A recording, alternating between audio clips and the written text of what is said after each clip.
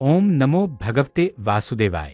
श्रीमद् भगवत गीता के पहले अध्याय के तीसरे श्लोक में दुर्योधन अपनी सेना की शक्ति और पांडवों की सेना की तुलना करते हुए अपने गुरु द्रोणाचार्य से बात कर रहे हैं। आइए इस श्लोक को विस्तार से समझते हैं।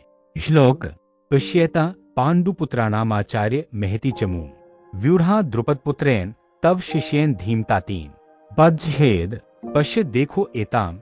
यह पांडुपुत्राणाम पांडु के पुत्रों की आचार्य है। आचार्य द्रोणाचार्य महतीम बड़ी चमूम सेना को व्यूढ़ाम व्यूहरचना की हुई द्रुपदपुत्रेण द्रुपद के पुत्र धृष्टद्युम्न के द्वारा तब आपके शिष्येन शिष्य धीमता बुद्धिमान। अर्थ हे आचार्य पांडु के पुत्रों की इस विशाल सेना को देखिए जिसे आपके बुद्धिमान शिष्य द्रुपद के पुत्र धृष्टद्युम्न ने व्यूहरचना करके खड़ी की है। विस्तार सहित विवरण। इस श्लोक में दुर्योधन कुछ महत्वपूर्ण बातें कह रहा है। आचार्य को संबोधन दुर्योधन आदरपूर्वक द्रोणाचार्य को आचार्य कहकर संबोधित करता है। यह दर्शाता है कि वह अभी भी उन्हें अपना गुरु मानता है, भले ही परिस्थितियां बदल गई हों।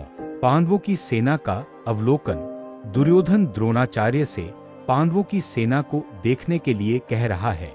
वह चाहता है कि द्रोणाचार्य स्वयं पांडवों की विशाल सैन्य शक्ति का आकलन करें। सेना की विशालता महती चमूम। दुर्योधन पांडवों की सेना को महत बंगाली दीर्घिकार महलंत चमूम यानी एक बड़ी सेना के रूप में वर्णित करता है। वह शायद इस विशालता को देखकर चिंतित है और द्रोणाचार्य को इस खतरे से अवगत कराना चाहता है। व्यूहरचना का उल्लेख व्यूढ़ाम दुर्योधन विशेष रूप से इस बात पर जोर देता है कि पांडवों की सेना को व्यूढ़ाम यानी एक विशेष सैन्य व्यूह में व्यवस्थित किया गया है।